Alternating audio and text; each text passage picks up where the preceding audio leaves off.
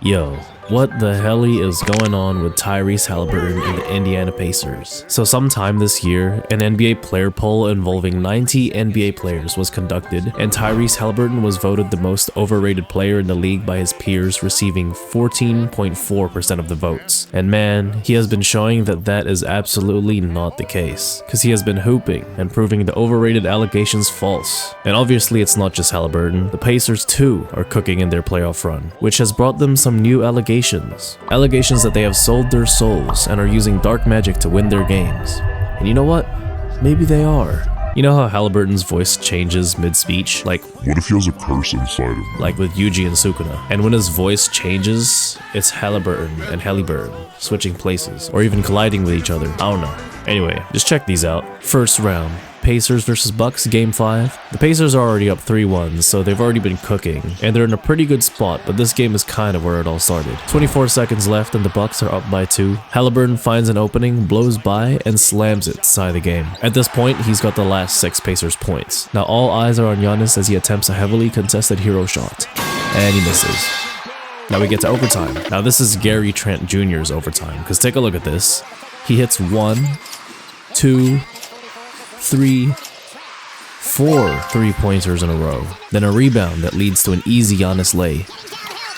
Now the Pacers are down 7 with less than 40 seconds remaining, and Nembhard catches a quick 3. Now here's where it gets a little strange. Gary Trent Jr., who's been keeping the game alive for the Bucks, absolutely fumbles and passes the ball to Nembhard, leading to a Halliburton and 1. But that's not all. In the very next possession, Gary Trent Jr. fumbles again, and it's even worse this time because he lets the ball go out of bounds as he lets it slip out of his hands on an easy pass. Like, bro, how does that even happen? After such a great night, he makes 2 very crucial mistakes that cost the Bucks their final game this year. And look at Halliburton, bro. He's trying to hide the fact that he's the reason behind it all. He must have cast a spell or something, because that's just crazy. That's not Hallie, that's what the Halliburton right now. Then on the next Pacers possession, Halliburton decides to drive on the 2-time MVP, champion, finals MVP, and defensive player of the year, Giannis Antetokounmpo, and puts the Pacers in the lead with about a second and a half to go. Oh yeah, then he curses Gary Trent Jr. again and makes an air ball. Bruh. So that's the first one. Next, they're up against the Cleveland Cavaliers, who have the best record in the East, and this is game 2. So the Cavs are up a bit in the 4th, but we're gonna skip ahead a bit. The Cavs are up 7 with under a minute remaining. So Siakam misses both free throws, but then Nesmith pulls up with a putback dunk, and then draws an offensive foul on Donovan Mitchell right after. Like, bro, what? It's the Pacers magic again. Then Siakam hits a nice layup to cut the lead to 3. Now here's the wilder part. The Cavs then absolutely fumble an inbound pass, which leads to Halliburton getting fouled on a drive. So he's taking the free throws, he makes the first one, then misses the second one, but he gets his own rebound and hits a huge setback 3 to take the lead and win the game, making that 2 comebacks for the Pacers in the playoffs, against 2 different teams as well. How about 3 comebacks though? That's right. Game 1 of the Knicks versus Pacers at MSG. The Pacers are down once again, obviously, because we all know it's part of their plan. Let's start with Aaron Nesmith coming in hot and hitting not 1, not 2, not 3, not 4, not 5, but 6 threes in the last 5 minutes of the 4th. Okay, Curry.